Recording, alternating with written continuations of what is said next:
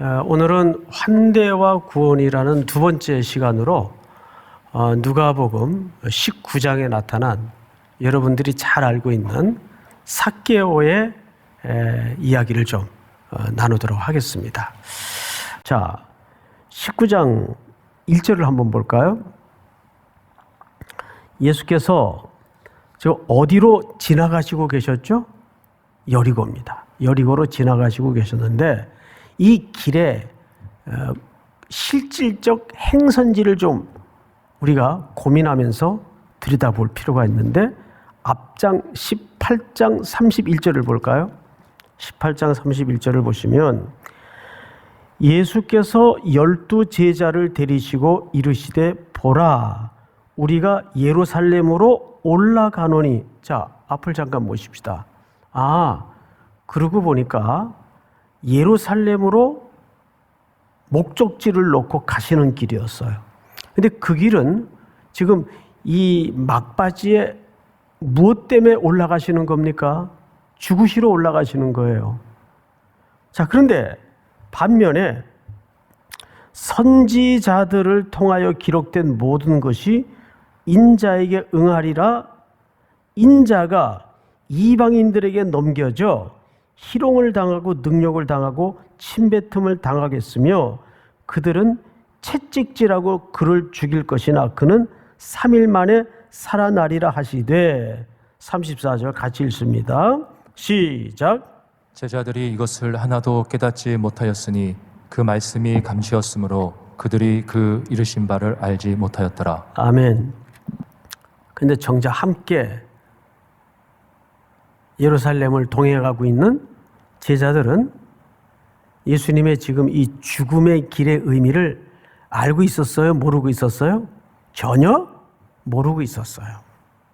깨닫지 못했어요. 말을 해도 못 알아듣고 보여줘도 못 봐요. 여러분, 보여줘도 못 보고 말을 해도 못 알아듣는 걸 뭐라 그래요? 뭐라 그러죠? 맹인이라 그래요. 그래서 그 다음에 맹인이 등장을 합니다. 자, 35절을 보실까요? 35절. 여리고에 가까이 가셨을 때 한 맹인이 길가에 앉아 구걸하다가 무리가 지나감을 듣고 이 무슨 일이냐 하고 물은데 그들이 나사렛 예수께서 지나가신다 하니 맹인이 외쳐 이르되 다윗의 자손 예수여 나를 불쌍히 여기소서. 잠깐 앞을 보십시다. 길가에 갑자기 맹인 하나가 등장을 해요. 이 맹인은 사실 그림 언어죠. 앞서 제자들이 예수님을 함께 하고 있고 예수님이 구속의 십자가를 지기 위해서 이런 암시를 담은 채 예루살렘을 향하고 있는데 알아들었다 못 알아들었다? 못 알아들었어요. 깨닫지 못했어요.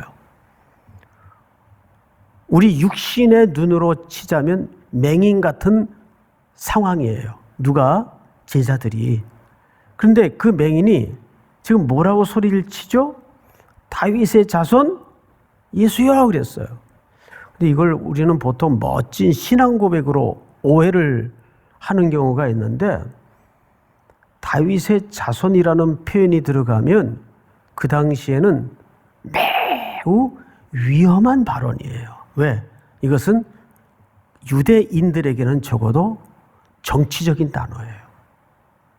그러니까 로마 당국에서는 질겁을 할 표현입니다.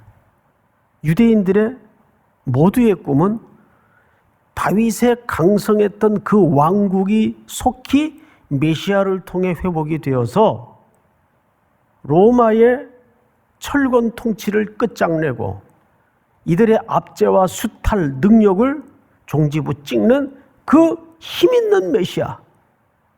그래서 지금 연도에 늘어선 수많은 인파들의 인식 속에도 예수님의 예루살렘 입성행은 그런 정치적 시각에서 이해를 갖고 있었단 말이에요.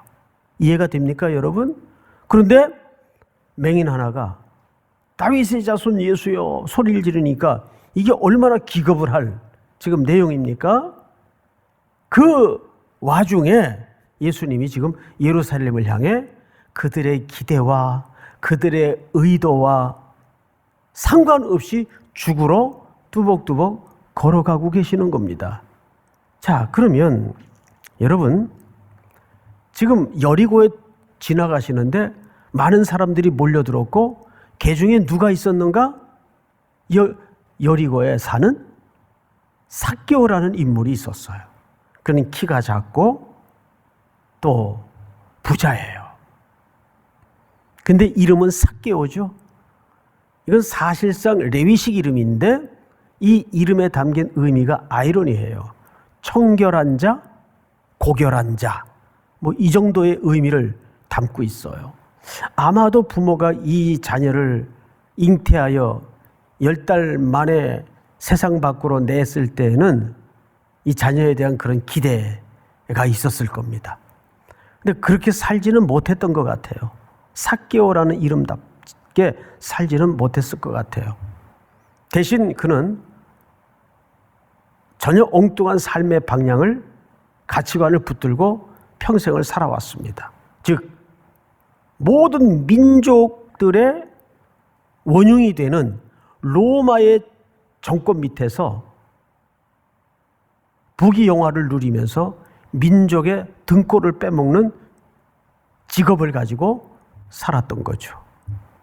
자, 그러면 생각을 해보세요. 이 장황한 설명을 제가 굳이 지금 짧은 설교 시간에 여러분들에게 하는 이유가 있어요.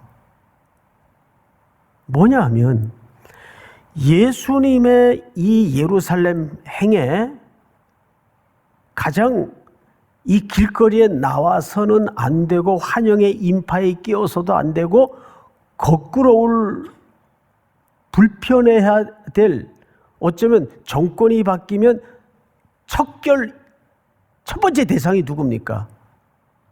로마의 정권 밑에서 빌붙어 살던 이런 사람들이란 말이에요. 근데 지금 예수님이 행차하시는 연도에 누가 나와 있어요? 삭개오가 나와 있어요. 그것도 보통 태도가 아니에요. 2절을 보시면 이렇게 돼 있어요.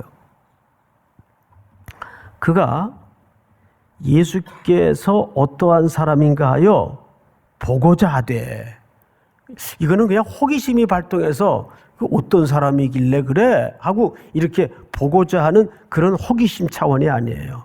다음 절 볼까요? 4절. 앞으로 달려가서 보기를 위하여 돌 무화과 나무에 올라가니 이는 예수께서 그리로 지나가시게 되미로라. 여기 보기를 원하여, 보기를 위하여 그랬어요. 키가 작으니까 사람들의 키 높이에 가려서 볼 수 없으니까 돌 무화과 나무에까지 기어 올라가서, 그러니까 여기서 말하는 표현은 미래형 능동태로 돼 있어요. 즉 두 번 사용을 했죠. 보고자 하되 보기 위하여. 이게 미래 능동태로 되어 있는데 이 말은 무슨 뜻인가 하면 이런 뜻입니다. 과거서부터 계속해서 보기를 열망했다 그 말이에요. 누가? 삭개오가. 그러니까 삭개오는 정치적인 역학관계상 예수님이 예루살렘으로 들어가는 길목에 나와 서 있을 사람이 아니에요. 왜? 정말 청중들의 기대대로 봉기가 일어나서 궁궐을 뒤집어 엎고 로마 정부의 반기를 들면 첫 번째 숙청 대상이 삭개오 같은 인물인데, 이런 태도는 우리의 이해를 헷갈리게 만드는 거예요. 그럼 여기에 뭔가 있었다 그 말이에요. 그래서 우리는 크게 여기서 두 가지 해석을 알고 있는데, 전통적인 해석은 그가 여기서 예수를 만나가지고 회개하고 결단을 하고 예수님을 자기 집에 맞아들였다. 그리고 삶을 고치겠다고 했다. 이렇게 해석하는 전통적인 해석이 있어요. 자, 그런데 우리가 8절을 잘 볼까요? 8절. 삭개오가 서서 주께 여짜오되 주여 보시옵소서 내 소유의 절반을 가난한 자들에게 주겠사오며 만일 누구의 것을 속여 빼앗은 일이 있으면 네 갑절이나 갚겠나이다.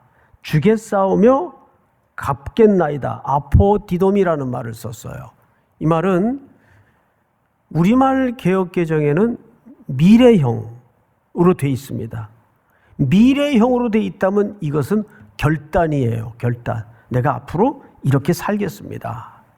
그러면 우리가 해석을 하는데도 큰 어려움은 없는데 문법적으로는 이것이 현재 완료형으로 되어 있습니다.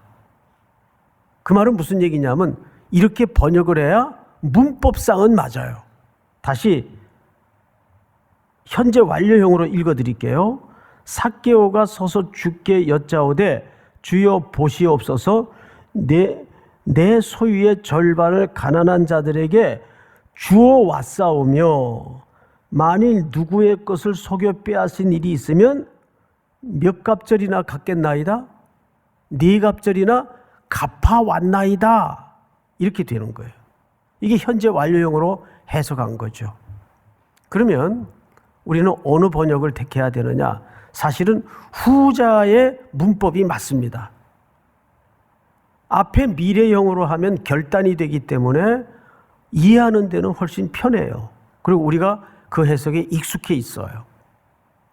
그런데 딱하게도 문법상 이것은 현재 완료형으로 번역을 해서 갚아왔고 주어왔다라고 번역을 해야 돼요. 자, 그러면 한 가지 문제가 남아요. 어떤 문제가 남냐 하면, 야, 그러면 삭개오는 언제 예수님을 만난 적이 있나? 예수님의 말씀을 들은 적이 있나? 우리 누가복음 3장을 좀 한번 볼까요? 요한이 세례받으러 나오는 무리에게 이르되 독사의 자식들아 누가 너희에게 일러 장차올 진노를 피하라 하더냐. 여기 세례 요한의 이야기죠. 8절.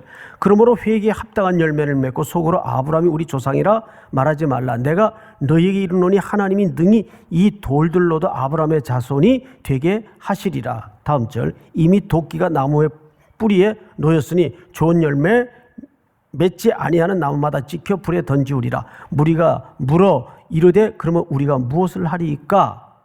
대답하여 이르되 옷 두 벌인 자는 옷 없는 자에게 나눠줄 것이요 먹을 것이 있는 자도 그렇게 할 것이니라 하고 11절 12절 다 같이 시작. 세리들도 세례를 받고자 하여 와서 이르되 선생이여 우리는 무엇을 하리이까 하매 이르되 부가된 것 외에는 거두지 말라 하고. 놀랍게도 세례 요한이 복음을 선포할 때 그 현장에 누가 있었어요? 세리들이 있었어요. 세리들도 세례를 받고자 하여 와서 이르되 선생이여 우리는 무엇을 하리이까 하매 이르되 부가된 것 외에는 거두지 말라. 그 두 가지 가능성을 얘기합니다. 첫째는 세리인 삭개오가 이 현장에 있었거나 아니면 당시 세리 네트워크가 뭐 그렇게 광범위하지 않았을 테니까 누군가에 의해서 이 복음의 말씀을 직간접적으로 접했거나 둘 중에 하나입니다. 근데 그것이 거의 확실시되는 이유가 있어요. 우리 오늘 본문으로 다시 눈을 돌려서 삭개오의 이야기를 좀 들어보세요. 8절. 삭개오가 서서 주께 여짜오되 주여 보시옵소서 내 소유의 절반을 가난한 자들에게 주어 왔사오며 만일 누구의 것을 속여 빼앗은 일이 있으면 네 갑절이나 갚아왔나이다. 몇 갑절이요? 네 갑절이요. 자, 우리 레위기서를 한번 띄워줄까요? 레위기 율법입니다. 그 거짓 맹세한 모든 물건을 돌려보내되 곧 그 본래 물건에 얼마를 더 플러스해서 주기로 돼 있어요. 5분의 1. 5분의 1을 더하여 그러면 100원을 빼앗았으면 100원은 물론이고 거기에 몇 프로를 더 얹어 되돌려줘야 됩니까? 5분의 1이면 20%죠. 맞죠? 그런데 오늘 본문에는 4배라고 돼 있어요. 4배. 근데 정확히 이 가르침의 내용은 쿰난 공동체의 가르침입니다. 예수님 당시에 세례 요한을 중심으로 광야의 굴에서 경건하게 메시아를 기다리고 말씀을 연구했던 쿰난 공동체의 그 열심의 내용을 얘기하는 거예요. 쿰난 공동체는 2가지를 강조해서, 첫째는 당연히 하나님을 사랑하고, 둘째는 이웃에게 어떤 사랑을 베푸는가가 그 멤버십이 되는 1년 동안 검증의 기준이었어요. 그래서 그것을 거쳐야, 그리고 검증이 돼야 회원으로서 받아들이고 정식 세례를 받을 수 있게 합니다. 그래야 정식 회원이 되는 거예요. 아주 엄격하고 과도한 신앙적 열심을 강조하고 가르쳤던 그런 인물입니다. 자, 그러면 우리는 여기서 한 3가지 시각에서 결론을 좀 맺도록 하십시다. 첫 번째, 우리는 이 삭개오를 지나치게 죄인이라는 강조를 해왔어요. 당연히 죄인이죠. 여기 뭐 죄인 아닐 사람이 어디 있어요. 그런데 누가의 시선은 죄인이라는 강조보다는 잃어버린 자에 초점을 맞추고 있어요. 그도 죄인이지만 더 중요한 것은 하나님의 환대가 필요했던 누구란 얘기입니까? 잃어버린 양의 한 영혼이라는 것을 여기서 강조한 거예요. 그런데 세상은 규정을 만들어 놓고 편견된 시각으로 세리, 장애인, 창기, 가난한 자, 이걸 그 당시 사회적 통념으로 전부 죄인이라는 낙인을 찍어 놓았어요. 심지어 세리에 관련된 많은 에피소드가 있지만 거지들도 세리가 주는 돈은 안 받을 정도로 아주 외로운 일생을 살았던 인물이에요. 그런데 어디에도 예수님은 누구를 만나든 죄인이라고 편견을 가지고 규정하신 적이 없어요. 전부 주님의 눈에는 잃어버린 자였어요. 어쩌면 이것이 오늘 그리스도인들이 따뜻하게 회복해야 될 시선입니다. 죄인이라는 정의보다는 누구로 받아들여야 돼요? 잃어버린 자로 받아들여야 돼요. 하나님이 찾으시는 자. 믿습니까? 삭개오는 복음을 듣고 복음을 받는 순간부터 자기가 받은 복음적 환대의 의미만큼 그런 되갚는 환대의 삶을 실천하고 살아내고 있었다는 거죠. 자, 그러면 우리는 여기서 2번째, 첫째는 죄인의 시각보다는 잃어버린 한 영혼으로서의 시선을 그리스도인들은 회복해야 된다. 그리고 2번째는 뭐냐 하면 문장으로 이렇게 정리를 해봤어요. 한번 따라서 해볼까요? 따라서 하십시다. 환대는 구원받은 자의 감사의 제사이다. 그러니까 우리가 누군가를 도와주고 누군가를 나누는 것은 환대받은 자의, 십자가의 환대를 누린 자의 마땅한 뭐란 얘기입니까? 제사란 얘기입니다. 믿습니까? 그래서 가난한 자를 도와주는 것은 성경에 심지어는 뭐라고까지 얘기를 하냐 하면 하나님이 우리한테 꾸는 거라 그래요. 연약하고 가난한 자를 도와주는 것은 하나님이 우리에게 돈을 꾸는 거라고 얘기를 해요. 오죽했으면. 그런데 참 성경 전반에 걸쳐서 놀라운 사실 하나는 이 환대가 확대되고 재생산되는 과정에서 무엇이 이루어지고 무엇이 태어나는지 아십니까? 구원이 이루어지고 새 생명이 태어나요. 할렐루야. 예를 들어서 아브라함이 사람의 모양을 입고 찾아오신 새 하나님의 나그네를 맞아 들임으로써 그 집에 환대가 이루어지면서 뭘 약속받습니까? 그 다음 해에 생명을 약속받아요. 그렇게 해서 태어난 사람이 누굽니까? 이삭이잖아요. 환대를 통해서 구원이 이루어지고 환대를 통해서 새로운 생명이 태어나요. 놀랍게도 여호수아서에 보면 기생 라합이 평생 생계 때문에 가족 때문에 어려운 삶을 살고 있었는데 정탐꾼이라는 하나님의 백성들을 환대함으로써 그 가정에 새로운 생명과 새로운 구원이 이루어지는 거예요. 이것이 환대의 놀라운 역동성입니다. 저는 뽕나무 돌 무화과나무 꼭대기에 올라간 삭개오를 향하여 삭개오야 내려와라. 내가 오늘 네 집에 유하여야 하겠다. 이 말씀이 너무 마음에 와닿는 것은 뭐냐 하면 이 땅에 참 많은 십자가를 단 교회가 있지만 정말 예수님이 머물고 싶은 집, 교회는 얼마나 될까?